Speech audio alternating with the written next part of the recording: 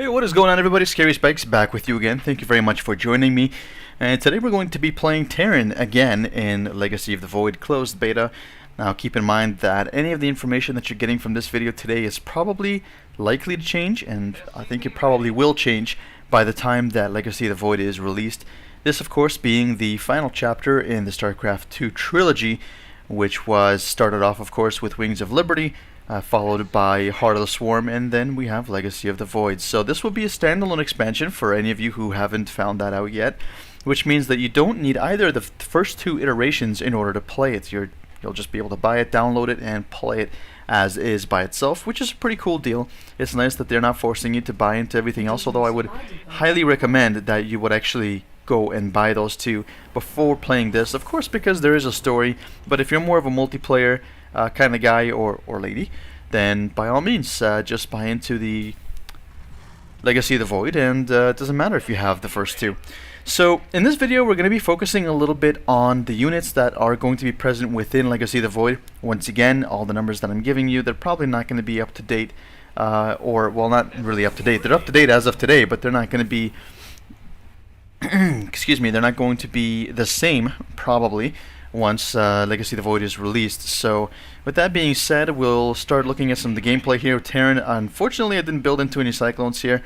I'm such a terrible player, in fact, that unfortunately I can't even pull off anything more than a Marauder Marine build, and even then I have to turtle for like half the game just to be able to build up enough of a force. So unfortunately I wasn't able to find a player to play with, so I'm not playing Archon. Well, I guess I kind of am playing Archon in a way, that I am playing one live player against two CPUs. So what we're going to do is we're probably going to speed this up a little bit in the interest of time, but let's just have a look at what our opponents are doing. So we've got the Protoss player here, of course the AI. Yes, it's still on very easy. I know your comments are going to be exploding, but anyway, like I said before, that's my skill level, that's what I gotta deal with. And this video is more of a discussion video than a gameplay video. I figured I'd just have this gameplay as a backdrop here to go on with the discussion. So if you have any comments or questions or concerns about this, if you have some ideas of your own, make sure to let everybody know in the comment section below. I'd love to know what you think about the upcoming Legacy of the Void. So we're playing against Protoss and Terran, it looks like, and the Terran player not being quite as aggressive to expand here as the Protoss. I don't know if that's just a pattern, but the Protoss player is already expanded here, and the Terran player not so much. So that's really interesting. I've not expanded myself yet. I have walled off here. I'm not sure who I was playing against. Unfortunately, I had a really slow start. I just kind of wanted to gather as many minerals and gas as possible. And yeah, my start was fairly slow. I started building some Marines here, and I think if we forward this by just a little bit, you might see that my Marines have been doing some scouting. Wow, this is taking a while. Interesting. There we are. Okay. So only at this point here, about 4 minutes into the game, which is probably a little bit late, I start expanding. Which is not good. I haven't really built a whole lot other than the eBay here, as well as the barracks, and a couple of bunkers to keep these guys away, which seems like they're working quite well. Soon enough, though, I expand all the way down here. I start putting up some more turrets and, turrets, some more of these bunkers, as well as some siege tanks. And some, yeah, actually I think I did put some turrets there as well. So we'll see that pretty soon coming up here. And eventually just expand down here. I've been getting a little bit better at expanding, but still not that very good. My timing isn't exactly perfect. I feel like I really got to go online and study these builds, because this is more of a science than a game, to be honest with you. So the Terran player is still taking their time. So while we're taking a look here at all the different things that are going on, I wanted to touch on some of the units that are going to be in the game. Some you've probably seen, some you probably haven't. So we're going to start it off with the Terran race, of course, as we always do here.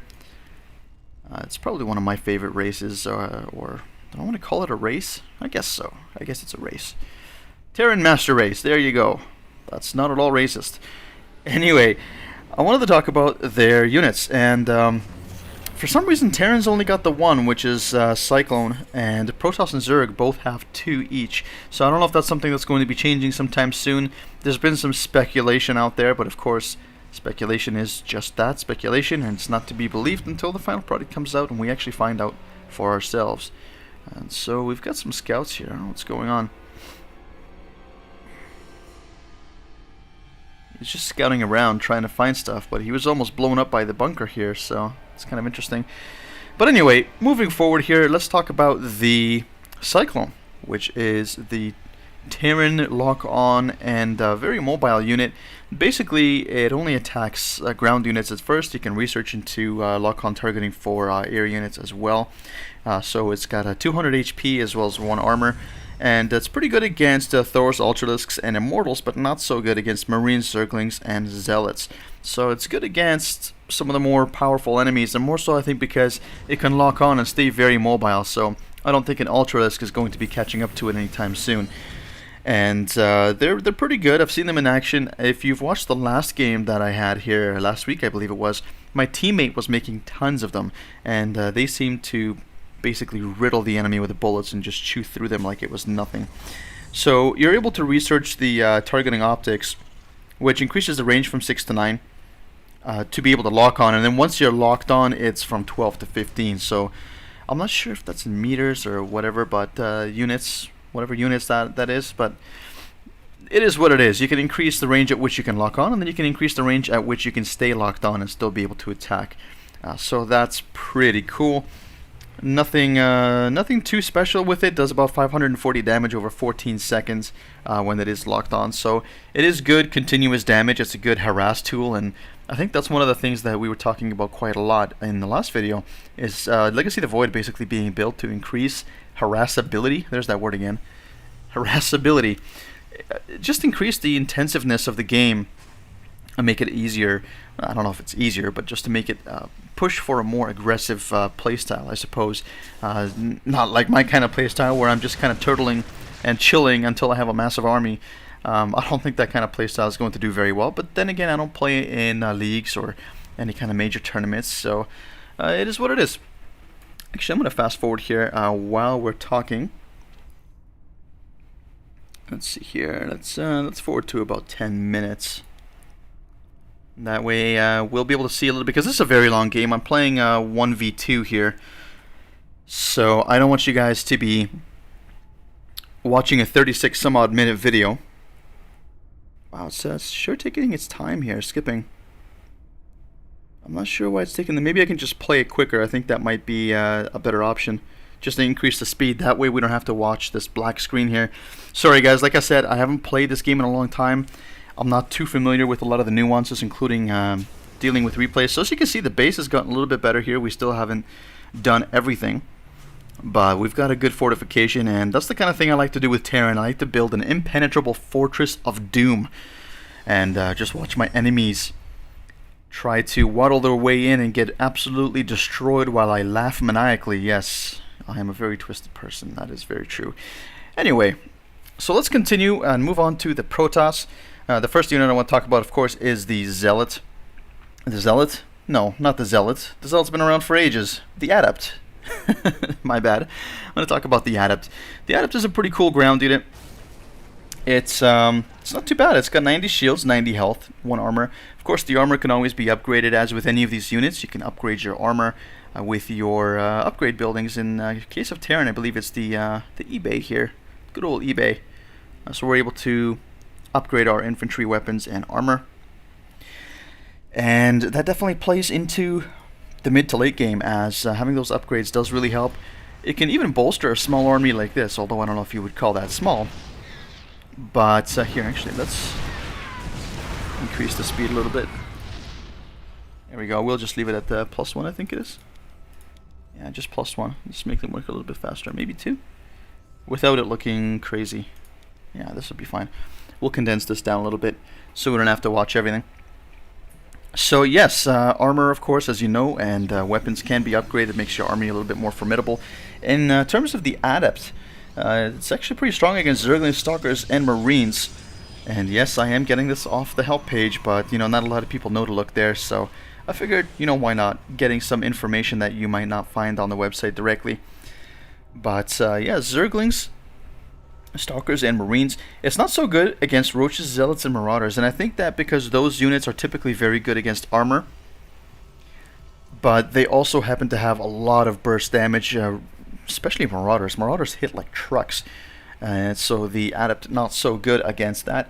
Pretty cool ability though, Psionic Transfer.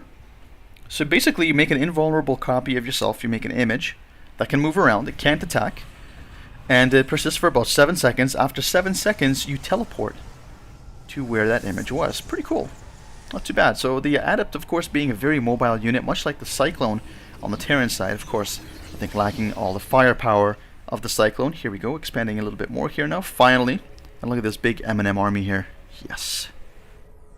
That's right. Protecting our SCV here as he builds. Rightfully so, actually. That was very good timing because we had some enemy units come up and try to harass. So we were there just in time. And still mining here. Probably going to be out of resources pretty quickly based on the number of miners we have here. And speaking of being out of resources, we're pretty much completely out of resources except for gas in our main base here. So main base pretty much just being used for buildings, supply depots and such. We've got 2 more racks here with the tech labs as well as one with the reactor. We're building some Marauders and Marines while of course we have a growing army down here. So anyway, back to the Adept. You can also upgrade the shields. So 50 shields bonus for doing that, which is not too bad. Being able to increase your survivability a little bit more, just in case you do get caught in some Marauder and Marine action here as I am building. So finally our base is done here. This is our second expansion, I believe. Yes, very nice. And we do have some siege tanks and some bunkers over here in order to help. But we're going to be putting up some more, and we're going to be building some... There we go.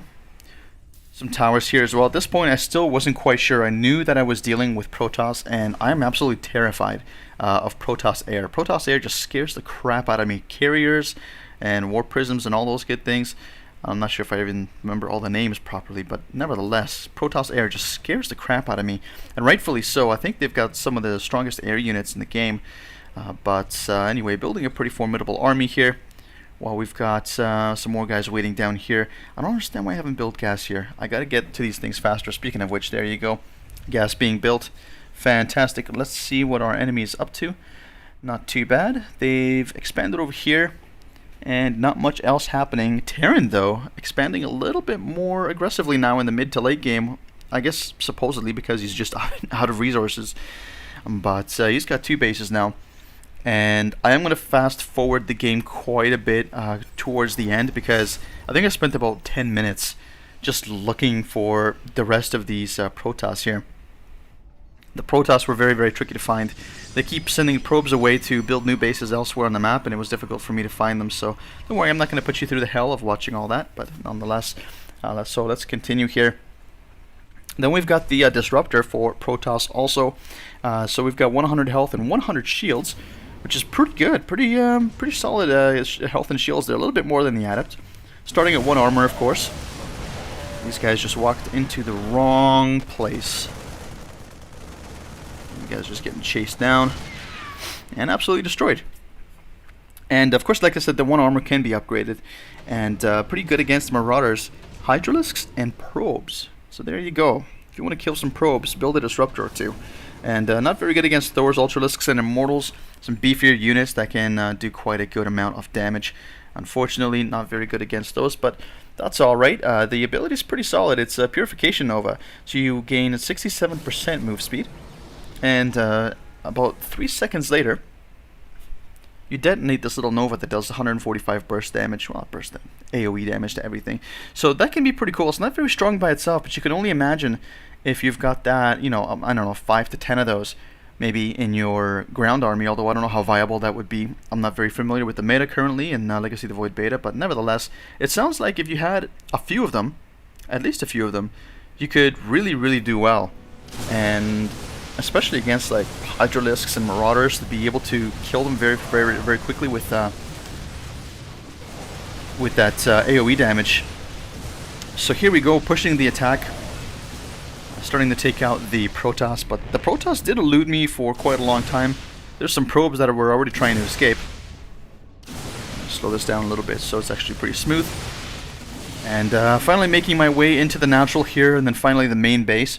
Little did I know though that the clever little bastards have been building a base over here too. And you know, in Archon mode you do share control over everything with your partner. So these guys, the Terran and the Protoss player, have shared control, they have shared vision, pretty much have shared everything, and they're able to help each other out. So playing 1v2, even on very easy, is definitely a little bit more challenging than playing just versus one, because of the communication.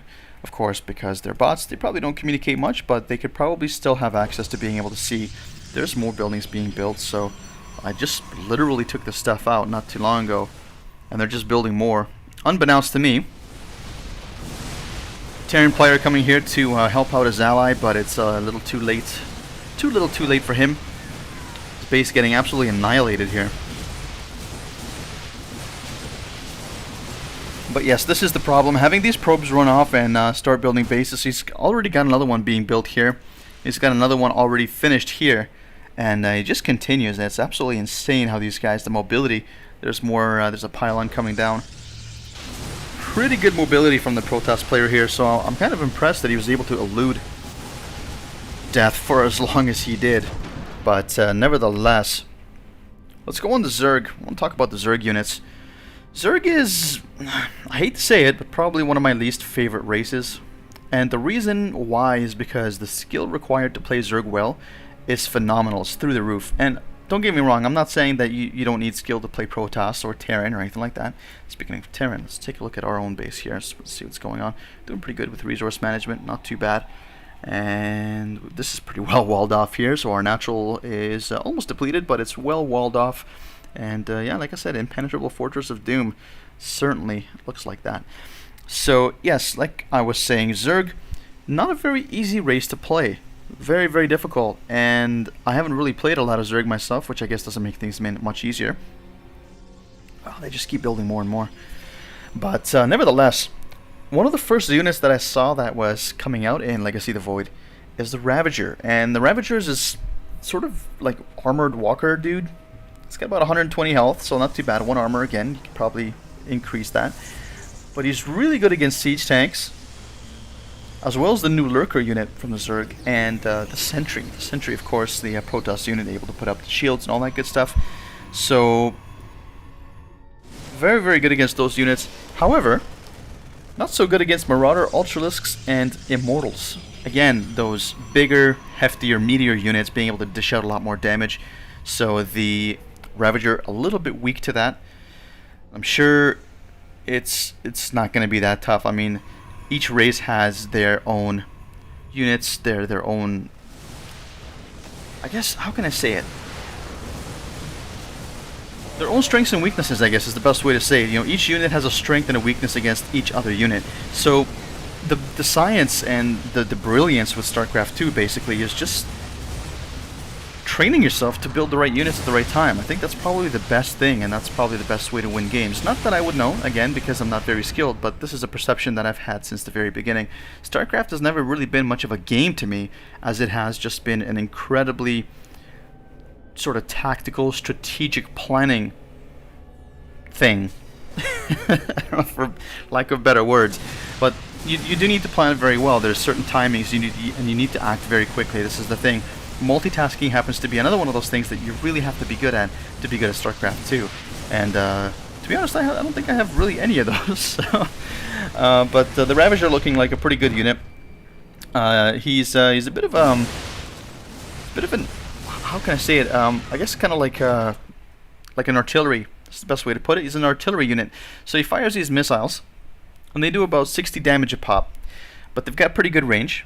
And they do splash damage, so this splash damage actually ends up hitting everybody within its radius of explosion, which is pretty solid. So it's a good way to harass. It's a good way to stay away from stuff like this. Like if there was a Zerg player right now and he built some Ravagers, all this shit here would get absolutely destroyed. You know, I don't know if they could get probably in the range of the siege tanks. They'd probably be able to stay away, and they could take one thing out at a time here, and you know, there go base defenses. So this is again why a strategy like this probably not very viable in this game. So there's that. And see if we can move on. I did write all this stuff down because it is a lot of information. So you can probably hear some paperwork rustling around in the background. I did write some of these things out so I could actually remember everything. But the second unit for Zerg is the Lurker, and the Lurker is really cool. It's a unit that sort of really embraces Zerg's playstyle, and in my opinion, that playstyle is, and this, I think this is when, like, see, I completely missed this base here. Let's speed this up a bit. Zerg's playstyle is a lot about, you know, hiding, ambushing, and all this kind of stuff. The Lurker is perfect for that. And let's see what's going on here. This base hasn't been destroyed yet, although it's very, very close. I think the Terran player gives up here very, very soon. That's probably the last of his base. Although, yep, there you go. That's the GG from the Terran player. And I did speed this up now quite a bit because I literally spent such a long time looking around, trying to find. I had no idea that they were down here. So, nevertheless, the Lurker, really, really awesome unit. Cannot attack unless it's borrowed, so you do have to borrow it. 200 health with 1 armor. Really good against Marines, Hydralisks, and Zealots. Obviously all ground units, but because of the fact that you can't see these things unless you have detection. There's another base coming up. Look at these sneaky bastards, eh? Because you can't see these guys unless you have detection, they can be absolutely heart-stopping. They could just destroy your whole initiative. Just like that, with even just a few of them. If you have a big, you know, M&M ball or whatever. Mind you, you know, it's not very good against siege tanks, ultralisks, and disruptors. But Marines, Hydralisks, and Zealots get absolutely destroyed. I think as do Marauders and a lot of the other units that aren't too heavily armored. They take a lot of damage, especially considering the fact that you're walking into an ambush. You can't see what you're walking into because these things are borrowed. So the best way to do that is, you know, find a way to reveal them. It's probably the best thing to do. And very, very cool. Like I said, I don't know if you have to actually research. Well, I mean, I don't know. I haven't played Zerg quite a bit, so like I was saying, I don't know if you have to actually research borrow or if that's something that you start with, but you may have to research it. So before you get into the Lurker, that's something you might have to do. And very quickly, I just want to talk about some of the features. I want to slow this down a little bit because now I think I'm starting to find them slowly. Yeah, see, I was back in here, starting to find them slowly. I was looking around. I think at this point I actually built a starport. Yeah, I built a starport. Didn't really do anything with it because I wanted to build some units that would move faster. Here we go, finally find the base. Little did I know, again, they've expanded up here now and they've got another base still here. Pretty crazy. So let me talk about these features a little bit here. 3 really cool features in Legacy of the Void coming up. Automated tournaments. So I don't know if you guys have heard of this. This is on the website as well, but I figured I'd elaborate a little bit. A lot of people don't really play in tournaments, from my understanding, from all the reading and stuff that I've done, because it's difficult to get into good tournaments, and you know it's a very time-consuming as well. But now the tournaments are going to be automatic, at least the ones run through Blizzard. So you'll be able to log in. They'll happen about once a day, and you'll be able to log in and enter the qualifying round and basically qualify to play against a set number of people and just climb your way to the absolute top, which is really cool. It's a nice way to make the barrier to the tournaments a little bit smaller, especially for players that would probably never consider doing it otherwise. So that's really cool. I'm sure there's going to be more features coming later. This is just what we know right now. Archon mode, I probably don't have to deliberate too much on that. You guys probably know about Archon mode here. I'm going to slow this down a little bit since the video is almost over here. But Archon mode, really, really cool. You get to share resources. Well, I don't know if it's share resources, but you get to share control of a base. So I'm guessing resources is included in that. And it's basically 2v2. It's considered a 1v1 because it's one group versus one group, right, of 2 people. But you have the option of playing 1v2 like I am here, and you have the option of playing 2v1 as well for anyone that's selected to play against 2 people. Really, really cool. It's a new level of cooperation, and you really can't go wrong with that. It's a new feature that I think a lot of people are going to embrace. It's a feature that I've used in cooperative games quite a bit. So I'm looking forward to seeing how Archon mode is going to evolve. And if you guys have any ideas of that yourself, I'm not sure if Blizzard is going to be reading the comment section below. But anyway, I'd be very curious to think of, to read any ideas that you might have about Archon mode. Make sure to leave that in the comment section below. And of course, the last thing that I just found out about today is the Allied Commanders mode, which is basically a scenario-based, co-op driven, objective-focused mode where you play with a co-op partner, although I don't know if you can play with more, but you play as a general, so you get to pick a general that you like. I'm not sure how big the list is going to be right now. As far as I know, it's undisclosed. We haven't really seen anything like that online, but there you'll be able to choose from generals which can be leveled up, and I'm guessing as well if they do it anything like the Wings of Liberty and the almost said Heroes of the Storm. Yeah, it's the same. It's the same thing, right? Abbreviation. Yeah. Heart of the Swarm. You were able to.